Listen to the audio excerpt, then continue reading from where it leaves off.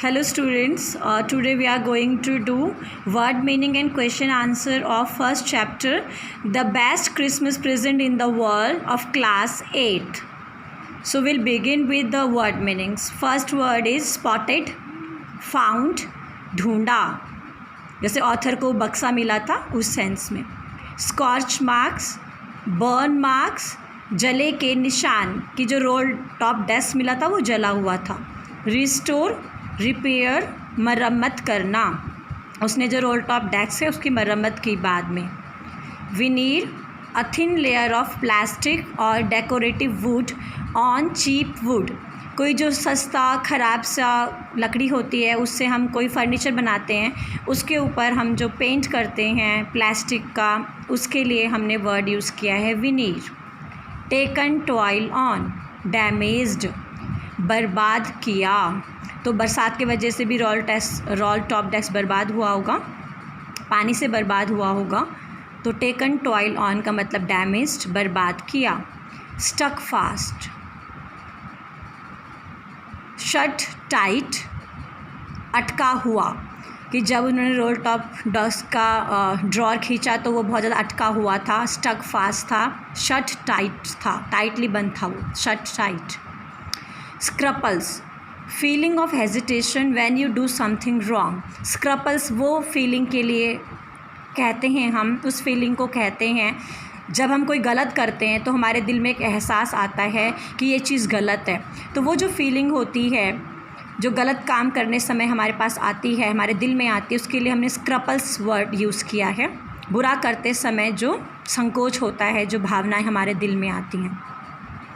Burned out, burnt with fire, आग से जला हुआ, जो रोल टॉप डेस्क था वो आग से जला हुआ था. Boarded up, covered with wooden boards, wooden board से कोई चीज़ कवर्ड है, उस सेंस में ये वर्ड है बोर्डेड अप. मडल हेडेड, कन्फ्यूज्ड, असमंजस में. मडल हेड होता है कन्फ्यूज़ होना, जब बहुत ज़्यादा उम्र हो जाती है तो जो बुजुर्ग व्यक्ति होते हैं उनका जो हेड है उसके लिए मडल हेड कहते हैं, वो कन्फ्यूज्ड रहते हैं अधिकतर.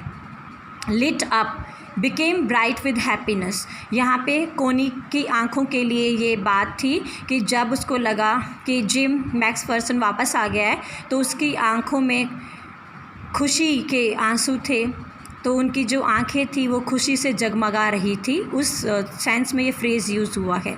बिकेम ब्राइट विद हैप्पीनेस, खुशी से आंखें जगमगाना. Lit up, suffused with, glow of happiness spread on face. Suffused with का मतलब है चेहरे पर जो चमक होती है खुशी के कारण, उसके लिए हमने वर्ड फ्रेज़ यूज़ किया है सफ्यूज्ड विद.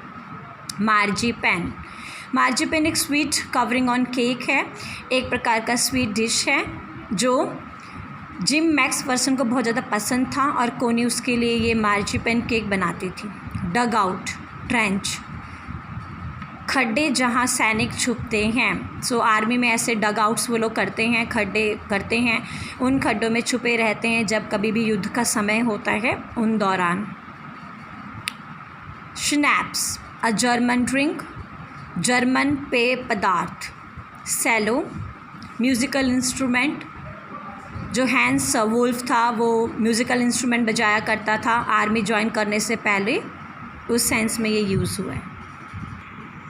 सो स्टूडेंट्स, हमने थोड़े वर्ड मीनिंग किए इंग्लिश में भी हिंदी में भी, ताकि हम लोगों को ईज़िली समझ में आए. So come on, let's do question answers now. So first question is, what did the author find in the junk shop? Junk shop में author को क्या मिला? The author found a roll top desk made of oak of 19th century. जब author junk shop में गया तो उसको वहाँ पे एक रोल टॉप डेस्क मिला जो कि ओक लकड़ी से बनाया गया था, और वो 19th सेंचुरी का रहा होगा. 19th सेंचुरी में वो रोल टॉप डेस्क बनाया होगा ओक लकड़ी की मदद से. What did he find in a secret drawer? जो ऑथर है उसने सीक्रेट ड्रॉर में क्या ढूंढा, क्या मिला उसको. He found Jim's last letter. Author को सीक्रेट ड्रॉर में जिम का लास्ट लेटर मिला जो उसने कोनी के लिए लिखा था. Who kept the letter there? Letter वहाँ पर किसने रखा? Jim's wife Connie had kept it there. Jim की वाइफ जो कोनी है उसने वो लेटर उस सीक्रेट ड्रॉअर में रखा होगा। Who had written the letter to whom and when? किसने लिखा लेटर, किसको और कब? Jim Macpherson had written the letter to his wife Connie on 26 December 1914। Jim Macpherson ने लेटर अपनी वाइफ कोनी को लिखा है 26 दिसंबर 1914 में। Why was the letter written? Letter क्यों लिखा गया? Jim Macpherson wrote the letter to Connie. Jim Macpherson ने जो लेटर है वो कोनी के लिए लिखा, यह बताने के लिए कि उसके साथ क्या सुखद अनुभव हुआ। सो जिम मैक्सफर्सन ने ये लेटर अपनी वाइफ कोनी के लिए लिखा, यह बताने के लिए कि उसका हैप्पीएस्ट क्रिसमस सेलिब्रेशन रहा उसके राइवल सोल्जर्स के साथ जो कि जर्मन के थे। None of them wanted war, they wanted to live in peace. इस आंसर में जिम मैक्सफर्सन लेटर के थ्रू कोनी को ये बताना चाह रहा है कि जो उसका ये क्रिसमस है ये बेस्ट क्रिसमस सेलिब्रेशन उसने अपनी ज़िंदगी में किया है, क्योंकि इस सेलिब्रेशन में क्रिसमस के उसने जर्मन के सोल्जर्स के साथ क्रिसमस मनाया और वो सभी सोल्जर्स चाहते हैं कि ज़िंदगी में कभी भी वॉर ना हो और सब लोग शांति के साथ रहें। नेक्स्ट क्वेश्चन है आपका, What were profession या jobs of Hans Wolf and Jim Maxferson before they were soldiers? Soldiers बनने से पहले या आर्मी ज्वाइन करने से पहले हैंस वुल्फ क्या काम करते थे और जिम मैक्सफर्सन क्या काम करते थे, ये हमें बताना है। So Hans Wolf played the cello in orchestra and Jim was a school teacher in Dorset. So soldiers बनने से पहले, आर्मी ज्वाइन करने से पहले हैंस वुल्फ एक ऑर्केस्ट्रा में सेलो बजाते थे और जिम मैक्सफर्सन एक स्कूल टीचर थे। वो एक विद्यालय में एक शिक्षक के रूप में कार्यरत थे और वो जो स्कूल था वो डॉर्सेट में था। Had Hans Wolf ever been to Dorset? Why did he say he knew it? क्या कभी हैंस वुल्फ डॉर्सेट में गया होगा? उसने ऐसे क्यों कहा कि वो डॉर्सेट को अच्छे ढंग से जानता है? Hans Wolf had never been to Dorset but he very well knew about it through books. Hans Wolf कभी भी डॉर्सेट नहीं गया, इस एरिया को उसने ज़िंदगी में कभी भी नहीं देखा, लेकिन किताबों के माध्यम से वो डॉर्सेट के बारे में पूरी जानकारी रखता था। नेक्स्ट क्वेश्चन है students, do you think Jim Macpherson came back from the war?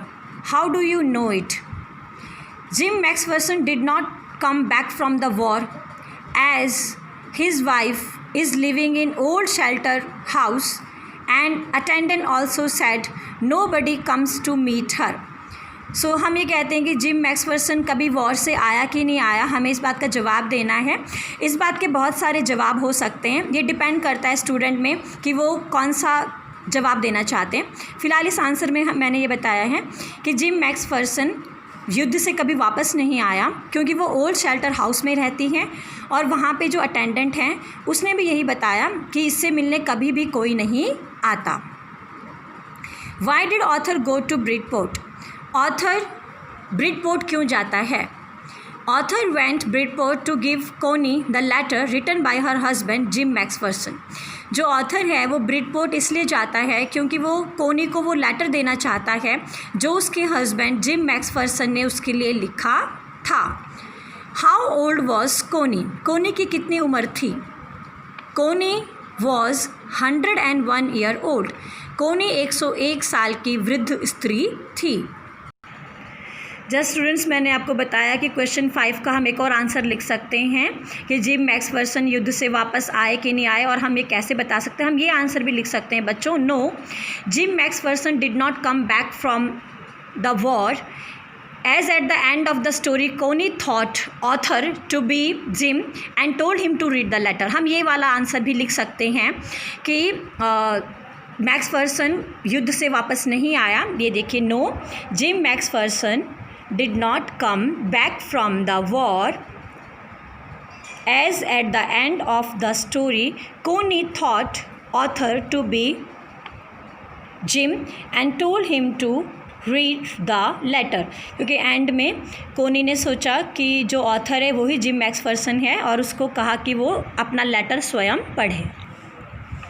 So in this video we have done word meaning and question answer of chapter 1 in simplest language. I hope you like this video. Thank you.